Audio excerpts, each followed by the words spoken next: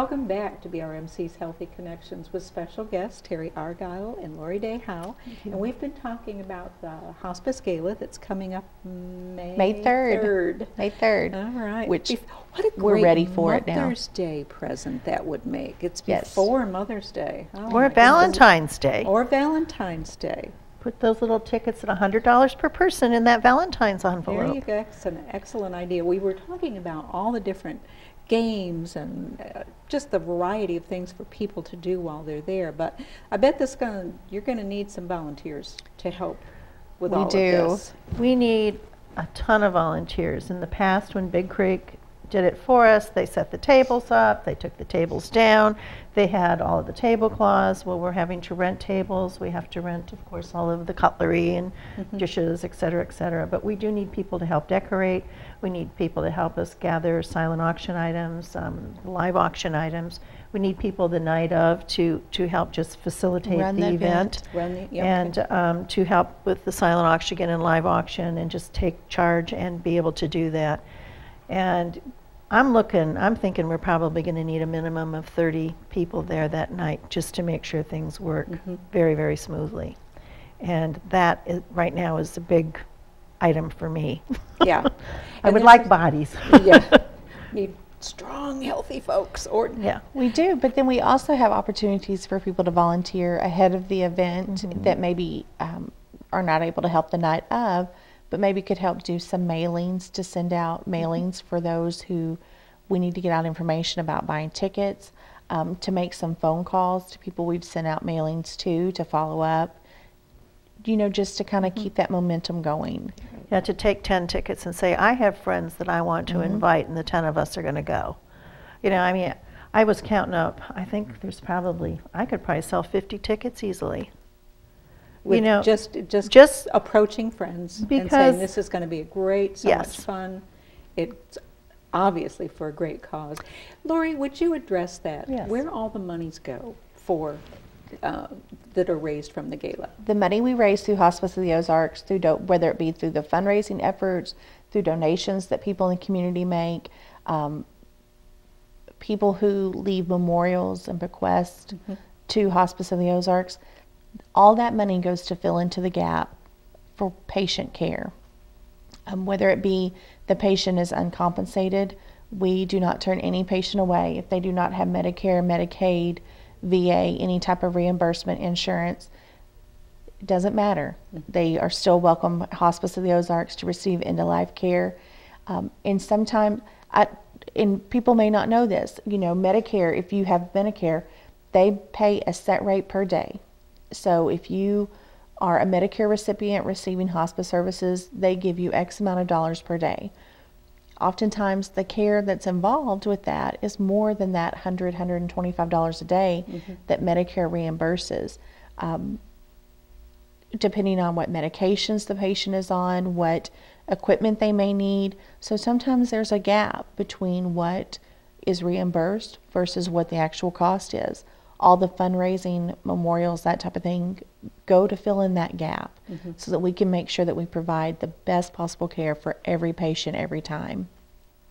So that's what it's all about, is making sure that we have the funds available to meet those needs. Right. In this event over the years, we have actually netted between 22, I think was probably maybe the lowest, up to almost $36,000, I think was the highest.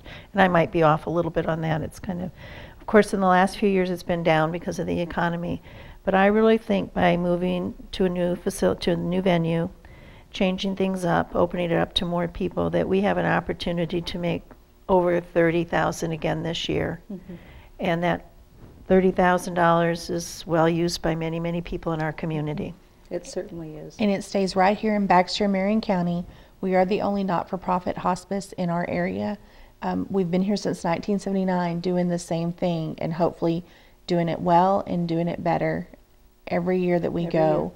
Well, you're always adding new programs to meet the needs of those that are going through end of life. We are, and that's what we try to accommodate and meet the needs of patients and families. And those needs change. I mean, they do change over the years, and there are new programs. Pet Peace of Mind, one of the things that we've talked about before that's very near and dear to your heart you know, helping support the family and the patient by supporting their pets, their four-legged family members.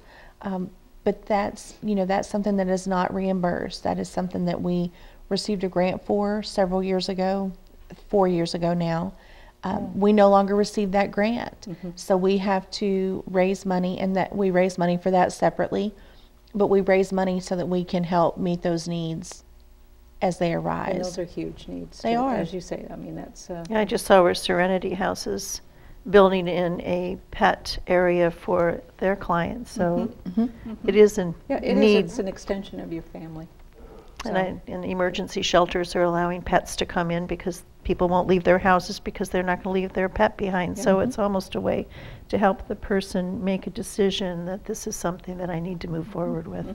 Yeah, those are all in place. It will. It's another. It just makes it. And I know that you've always considered the needs so greatly from a very compassionate, loving stance at hospice, and that you allow people to do things like bring their pets. It just makes everything so much easier for them as regarding major decisions that they're making. And at some point, everybody is going to need a service very similar to Hospice of the Ozarks. I mean, Hospice of the Ozarks touched my life when I was still living in the Netherlands, and my mother was passing away, and I was coming back every couple of weeks until she did pass away. And I got to know a lot of the nurses, and that's one thing I thought, well, when we retire in this Twin Lakes area, one thing I would do would be to volunteer for hospice. I'm not the patient kind of caregiver. but you get out there I can for raise the money.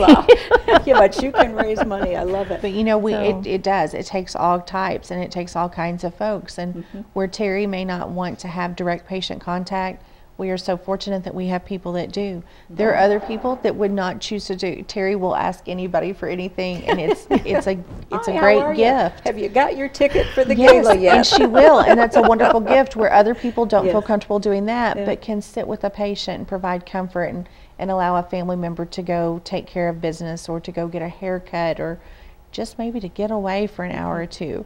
And so it does. It takes a little bit of all. There's other ladies and gentlemen that come in and do paperwork and help us with that type of thing.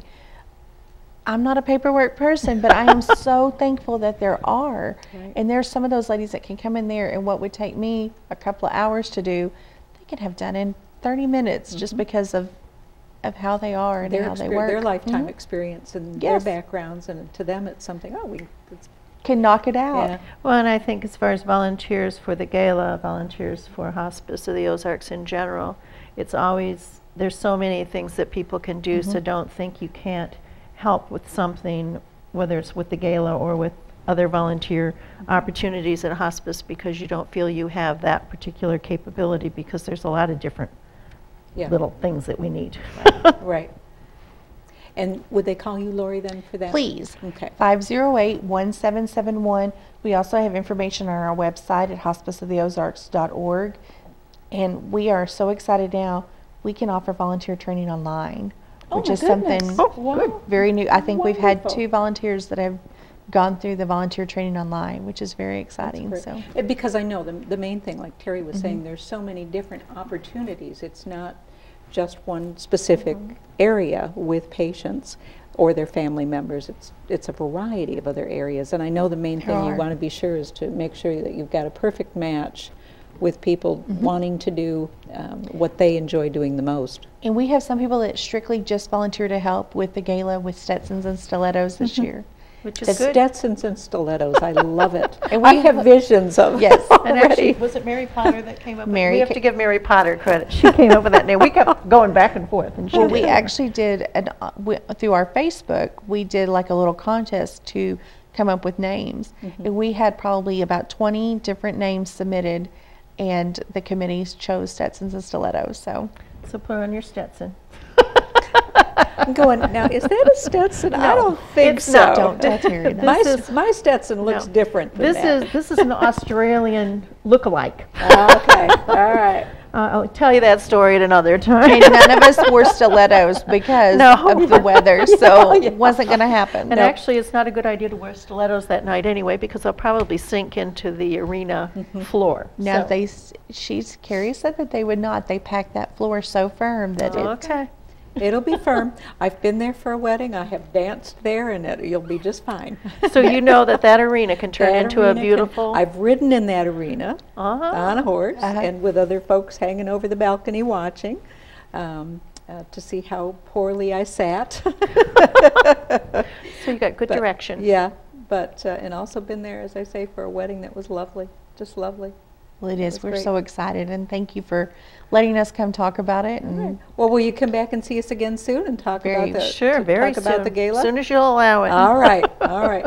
Thanks for joining us today for BRMC's Healthy Connections. Don't forget that the gala is coming up May 3rd. It's really not that far away. They can call 508-1771, and if tickets are bought before February 14th, you get a discount. So they're $100 till February 14th. All right, person.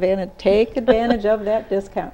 And we will be back again real soon with BRMC's Healthy Connections. Thanks again for joining us.